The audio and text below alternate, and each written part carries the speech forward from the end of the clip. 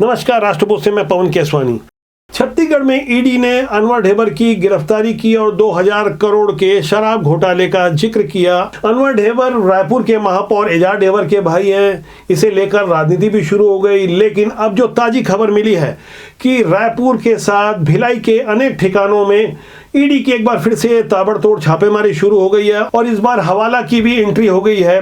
Money laundering का जिक्र तो ईडी पहले ही कर रही थी। अब जिन ठिकानों में छापेमारी हुई है वहां से जो नए अपडेट्स आ रहे हैं वो बेहद चौंकाने वाले हैं। बताया जा रहा है कि जो 4 दिन की अनवर ढेबर की रिमांड ली गई थी, वहां मनोवैज्ञानिक तरीके से ईडी ने जो पूछताछ की उसमें अनेक सफेद पोशों के नाम उजागर हुए हैं। रायपुर के शैलेंद्र नगर, सदर के नाहटा बिल्डिंग और नेहरू नगर के अनेक ठिकानों पर ये छापेमारी चल रही है।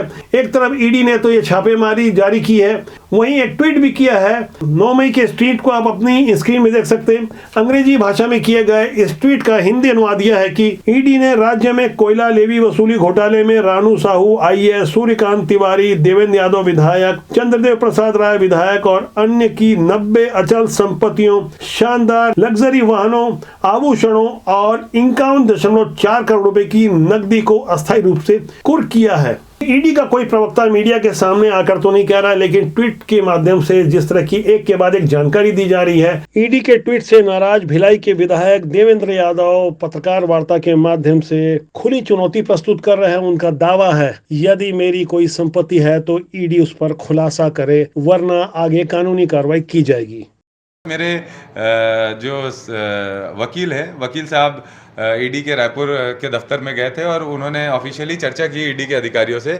तो उनको ये कहा गया है कि ऐसी कोई भी कार्रवाई देवेंद्र यादव के खिलाफ नहीं की गई है और ऐसी कोई अटैचमेंट का प्रोसेस नहीं हुआ है। तो ये स्पष्टता भी आनी चाहिए कि ट्विटर हैंडल सही है कि ईडी के अधिकारी जो ऑफिशियली कह रहे हैं वो सही है। और एक बार ईडी का मत स्पष्ट हो, उसके बाद मैं अपने विधि सम्मत जानकारी लेके आगे बढ़ूंगा।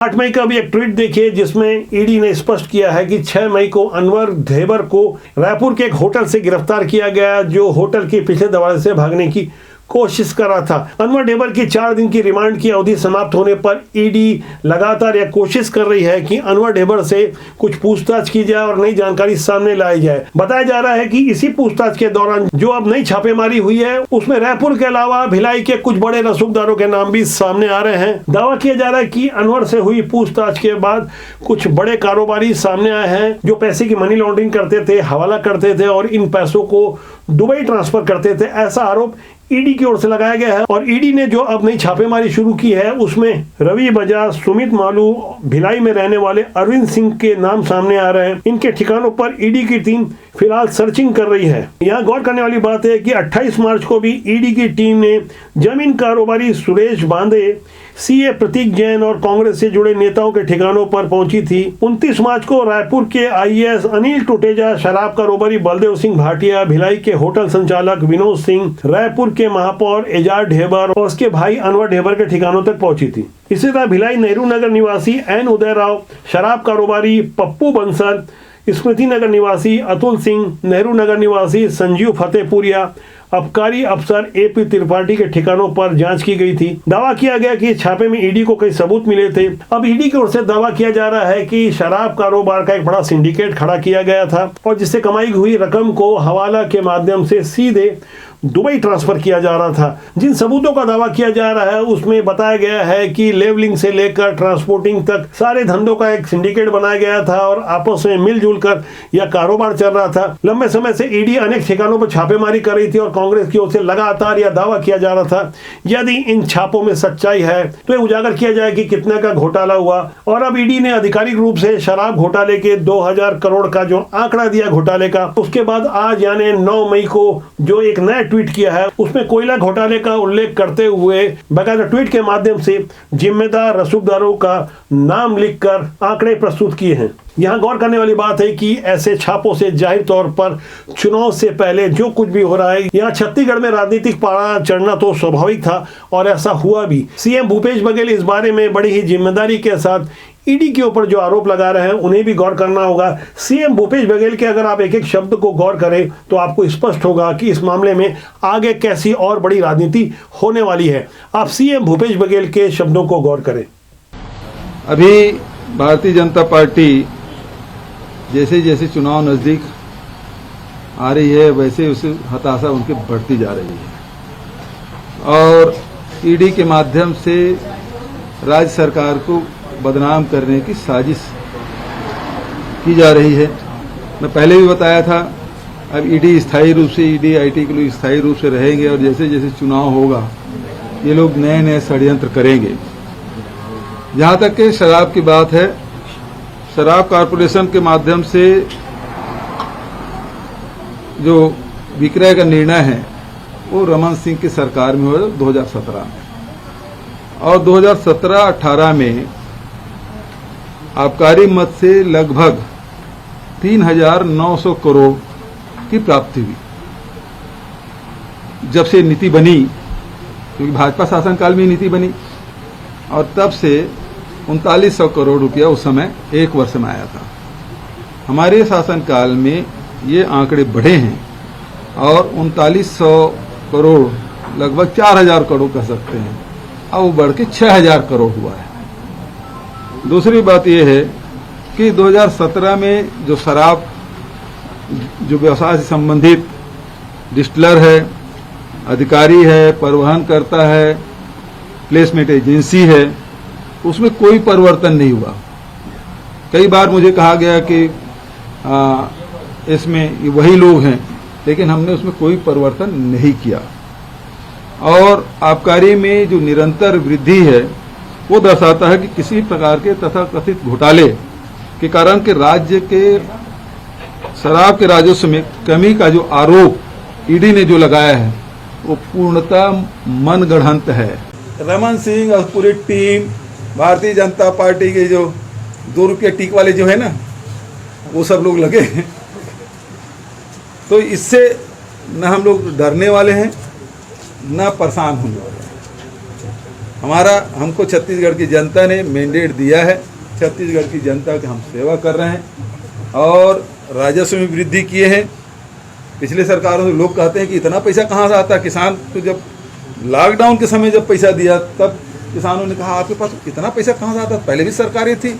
अब इस मामले में राजनीति तो धीरे धीरे परवान चढ़ेगी। आने वाले दिनों में कुछ नए रंग भी देखने को मिलेंगे। फिलहाल यह समझना होगा कि शराब घोटाले के मामले में हकीकत क्या है। इसे लेकर भारतीय जनता पार्टी की महिला मोर्चा ने सड़क पर उतरकर पुतला दहन का अभियान छेड़ दिया है। जगह जगह कुछ नई तस्वीरें सामने आ रही हैं, जहां में समझना होगा कि भारतीय जनता पार्टी ने अपनी महिला विंग को ही क्यों आगे किया। दरअसल यह मामला शराब से जुड़ा है और छत्तीसगढ़ में हमेशा से ही शराब एक प्रमुख राजनीतिक मुद्दा रहा है। 2018 के चुनाव में कांग्रेस ने अपने घोषणा पत्र में शराबबंदी की घोषणा की थी। इसे लेकर राज्य सरकार की ओर से दावा किया गया कि एक सर्वदलीय समिति बनाकर जो सर्वमान्य निर्णय होगा उसे ही मान्य किया जाएगा। हालांकि आबकारी मंत्री कवासी लखमा ने कई बार दावा किया कि छत्तीसगढ़ में पूर्णतः शराबबंदी संभव नहीं है। कवासी लखमा अक्सर अपने बयानों के लिए चर्चित रहते हैं। उन्होंने शराब को लेकर एक नहीं कई बयान दिए हैं। उनके इस एक बयान पर आप गौर करें। जो रिपोर्ट आएंगे, समीक्षा होगा, किस प्रकार से होगा, वो और समय लगेगा। अभी मिजोरम भी जाना है ना, तो इसलिए हमारा अधिकारी लोग, हमारे विधायक लोग गए। फिलहाल शराब का मुद्दा छत्तीसगढ़ में गरमाया हुआ है। शराब के अलावा 2 अन्य मुद्दे भी आने वाले दिनों में चर्चित होने वाले हैं। हमें जो जानकारी मिली है कि छत्तीसगढ़ की प्रमुख विपक्षी दल भारतीय जनता पार्टी आने वाले दिनों में रेत और धान के मुद्दे पर भी कुछ बड़े आरोप लगाने वाली है।